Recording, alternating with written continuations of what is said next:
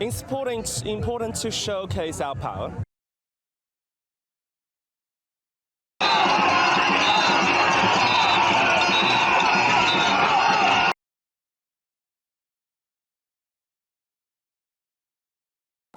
The modern trans movement is no longer about equal rights and dignity. It's about a baying mob demanding that you deny biological sex or else. We saw as much during the treatment of women's rights campaigner Posey Parker in the New Zealand leg of our international tour titled Let Women Speak. And what did we find? Bays of mostly feral men foaming at the mouth, desperate to stop a woman from speaking. Their arsenal? Tomato soup, expletives and trans flags. Now, we know that these so-called protesters expose themselves to be violent thugs, but I think something really quite pernicious runs at the heart of this, and it's called misogyny. Let's just look at the figures. Over 70% of those that identify as trans are biological men with, you guessed it, penises. It's no wonder then that it's mostly women and women's spaces that are ritually sacrificed at the altar of trans rights. Something stinks here, and it's called misogyny. She is just sick and tired of having to step on eggshells on this issue. I think she is a brilliant champion for women's rights. And she, you know, sometimes she has to be blunt. Sometimes she has to stick her foot in it. Sometimes she has to say things as they are, rather than pretend that things that aren't true are true just to keep people happy, to be politically correct. If it weren't for her, then women like me wouldn't feel comfortable speaking up on these types of issues. People like Dominique wouldn't. If it weren't for J.K. Rowling, if it weren't for Posey Parker or Kelly J. Keane, which is her real name, I believe, we would feel like we couldn't. It's Posey Parker that is all around the world trying to let women speak. And the reason why we must be blunt here is because we are losing ground, quite frankly. Everywhere you turn, men are being shoehorned into women's spaces. And I think we need to be clear here.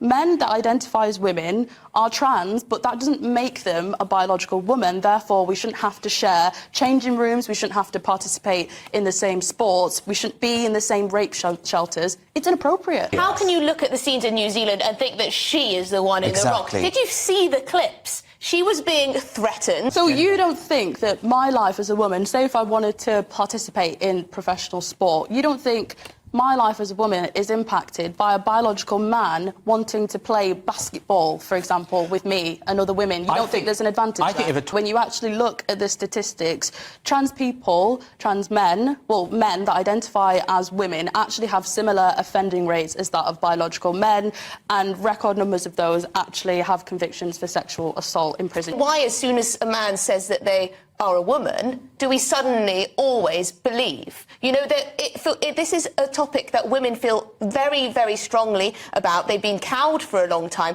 People like Posey Parker have allowed women, normal women, to have a voice, and I think that's got to be a good thing. Nobody's saying that all trans people or all trans women are criminals, but there is a tendency of people to use dressing up as a woman to fulfil their own sexual fetishes and actually use the new environment that we have now to take advantage of that.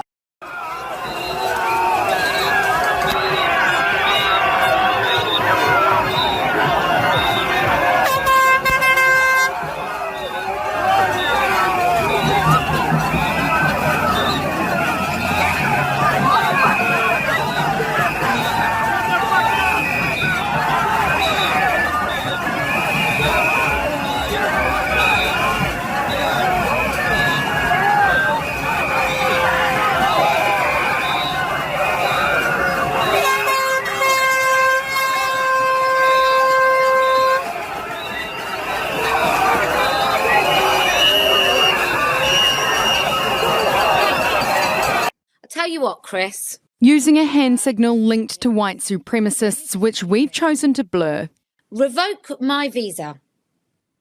Revoke my visa. This is your fault! You told everyone I was a fucking Nazi, you lying piece of shit! You! Your channel! This is you!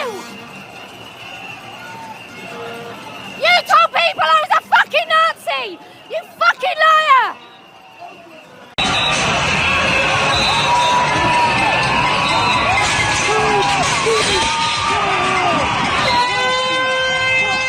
Oh my god! Oh my god! Oh my god!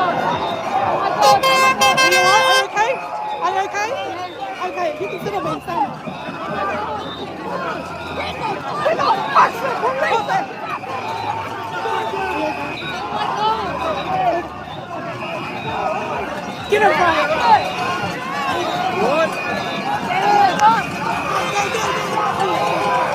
Oh my God! Go home! Go home!